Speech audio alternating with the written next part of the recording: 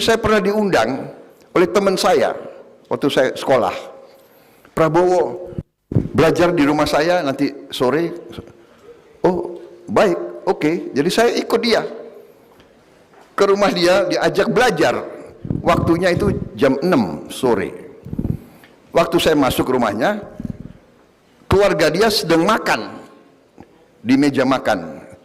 Dia bawa saya ke kamar. Prabowo, kok di sini ya? Ini buku-buku, kok belajar? Saya makan dulu sama keluarga saya. Kita kan aneh, ya kan? Tapi dia tidak salah. Loh, saya ajak kamu ke rumah saya untuk belajar, bukan untuk makan. Oh, saya belajar budaya mereka, gitu. Kamu kan sudah dikasih makan oleh orang tuamu. Ini saya makan dengan orang tua saya. Jadi tunggu ya, saya makan dulu. Kita kan tidak bisa. Sifat kita tidak bisa. Kita lagi makan, ada orang datang. Ini.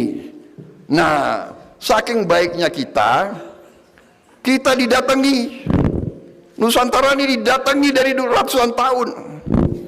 Spanyol datang, Portugal datang, Perancis datang, Inggris datang, Belanda datang, habis itu nggak mau pulang-pulang.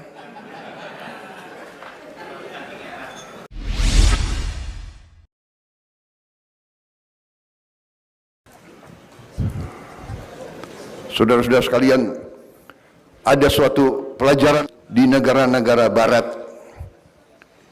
Negara barat itu mengajarkan hampir di setiap sekolah mereka, di universitas mereka, di fakultas-fakultas mereka, apalagi fakultas strategi dan fakultas perang. Kita negara keempat terbesar di dunia. Saya kira tidak ada satupun fakultas di Indonesia yang judulnya adalah Fakultas Ilmu Perang. Nggak ada kan? Tidak ada kan? Sekarang ada mulai kajian pertahanan, kajian sedikit. Kalau kita ke negara barat, ya di situ ada, di Inggris itu ada King's College, ya. Dia punya fakultas namanya War Studies, kajian perang.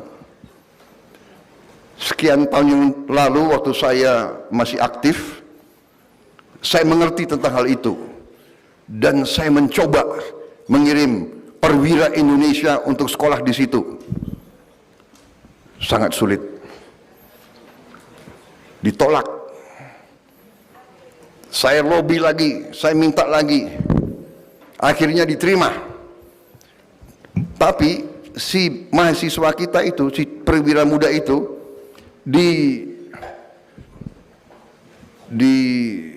intimidasi, di cywar. Kemudian dikatakan kamu boleh belajar di sini, tapi kau tidak dapat gelar. Benar ini kejadian. Perwira itu saya panggil. Perwira itu masih saya ingat namanya, Restu. Waktu itu dia masih mayor atau nama lengkapnya apa? Restu, siapa Fri? Restu. Saya panggil dia, Restu. Kamu berangkat ke situ, kau belajar dan kau siap tidak dapat gelar. Tapi yang penting, saya menginginkan ada perwira Indonesia yang belajar apa yang mereka ajarkan di situ. Jadi masalah gelar itu urusan belakang. Nanti kita cari kepada kamu gelar. Dia belajar di situ tanpa dikasih gelar. Rupanya pemerintah Inggris nggak enak. Ada perwira muda mau belajar tanpa dikasih gelar di ujung pelajarannya. Akhirnya dikasih lagi, kamu boleh habis kau selesaikan di sini, kau belajar di universitas lain, di situ kau dapat gelar master. Jadi kalau orang biasa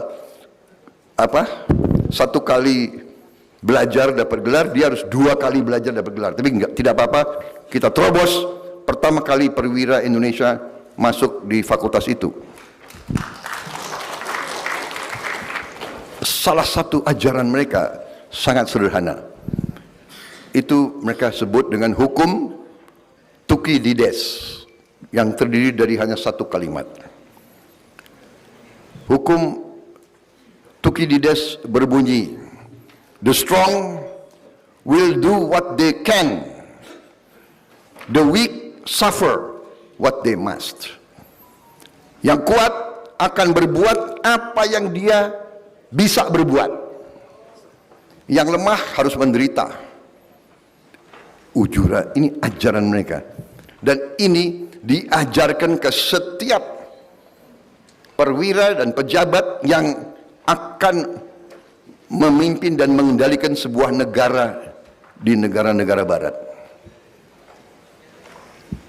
Dan ini terbukti. Apa yang kita lihat sekarang di mana-mana, kita lihat di Gaza,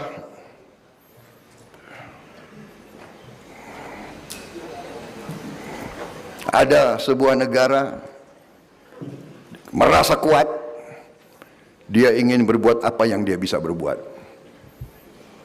Dia mau bom, dia mau hancurkan, dia mau usir, dia mau duduki, karena dia kuat. Saudara-saudara,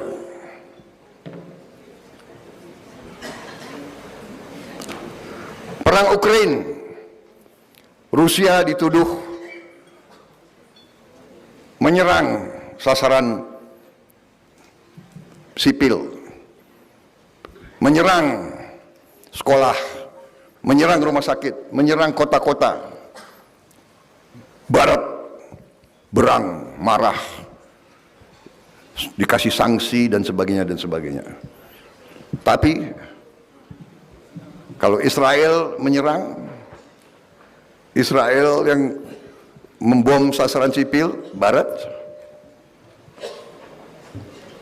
tidak memberi sanksi kepada Israel.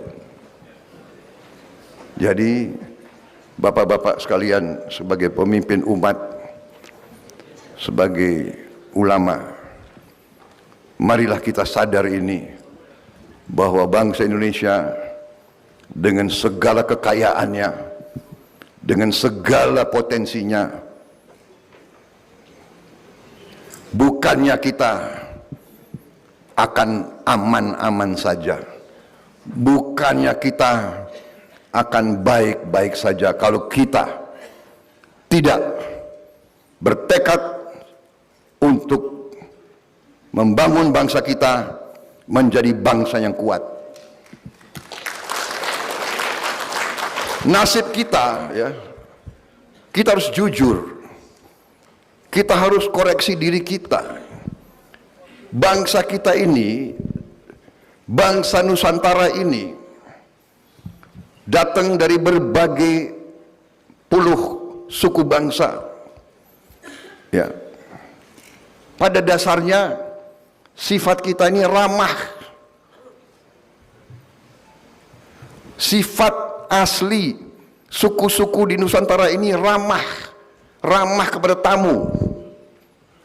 Bener kan, ibu-ibu? Iya kan? Kita selalu hormat sama tamu. Tamu datang, ya kan? Monggo pinara. Kita kalau perlu kita pinjam dari tetangga, pinjam gula, pinjam beras kalau perlu, karena kita hormat sama tamu. Benar nggak? Ini sifat kita. Bangsa-bangsa lain belum tentu sama dengan kita. Saya cukup lama besar di Barat, saya faham kadang-kadang budaya mereka berbeda. Ya tidak salah, mungkin iklimnya berbeda, ya kan? Jadi saya pernah diundang oleh teman saya waktu saya sekolah. Prabowo belajar di rumah saya nanti sore. Oh, baik, oke. Jadi saya ikut dia ke rumah dia, diajak belajar. Waktunya itu jam 6 sore. Waktu saya masuk ke rumahnya, keluarga dia sedang makan di meja makan. Dia bawa saya ke kamar. Prabowo, kok di sini ya? Ini buku-buku, kok belajar? Saya makan dulu sama keluarga saya. Kita kan aneh, ya kan? Tapi dia tidak salah. Loh, saya ajak kamu ke rumah saya untuk belajar, bukan untuk makan. Oh, saya belajar budaya mereka gitu. Kamu kan sudah dikasih makan oleh orang tuamu. Ini saya makan dengan orang tua saya. Jadi tunggu ya, saya makan dulu. Kita kan tidak bisa. Sifat kita tidak bisa. Kita lagi makan, ada orang datang.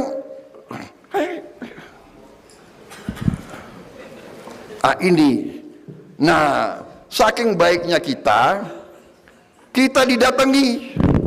Nusantara ini didatangi dari ratusan tahun. Spanyol datang, Portugal datang, Perancis datang, Inggris datang, Belanda datang, habis itu nggak mau pulang-pulang. Datang pertama dia mau dagang. Dia minta izin ke sultan-sultan kita. Pangeran-pangeran kita, dia mau dagang. Sultan Banten, bolehkah kita dagang? Oh, dagang boleh. Bolehkah kita buka pos dagang di sini? Boleh. Begitu dikasih izin pos dagang, boleh enggak saya bikin tembok? Oh, boleh. Lama-lama temboknya tambah tebal. Pos itu jadi benteng. Habis itu, boleh enggak saya bikin pelabuhan? Lama-lama dia kuasai kerajaan kita. Jadi pelajaran sejarah ini menurut pendapat saya, bapak-bapak sekalian, ibu-ibu sekalian, pelajaran sejarah itu masih berlaku sampai sekarang. Sekarang dia tidak pakai lagi nama-nama seperti itu. VOC dulu kan, sekarang nggak pakai VOC. Sekarang pakai macam-macam lah, ya kan? Perusahaan ini, perusahaan itu, bank ini, bank itu. Tapi ujungnya sama, dia mau kuasai kekayaan kita. Nah, di sini banyak ahli pakar, banyak tokoh, banyak birokrat kita, banyak pejabat kita, banyak pemimpin politik kita tidak terlalu sadar. Dan apa yang mereka lancarkan? Jelas, sangat jelas mereka lancarkan politik yang namanya divida et impera. Pecah, kuasai. Pecah, berkuasa. Divida et impera. Dan sampai sekarang masih berlaku. Kalau kita lihat, maaf, ya ini kita bicara di antara kita, logikanya, kalau kita lihat sekian puluh negara Arab dengan satu bahasa Arab, satu agama Islam,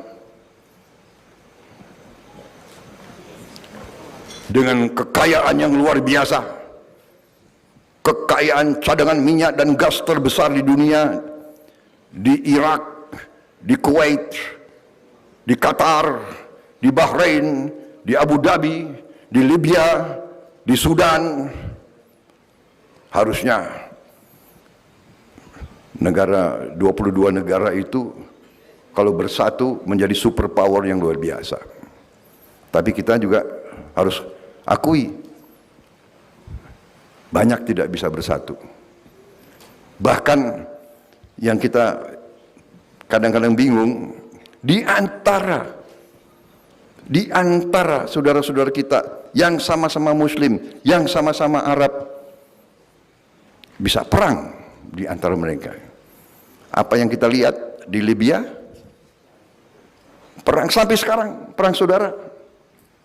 Apa yang kita lihat di Sudan, perang saudara. Di antara dua jenderal, satu panglima dan satu wakil panglima. Mungkin yang wakil panglima pengen jadi panglima, ya kan?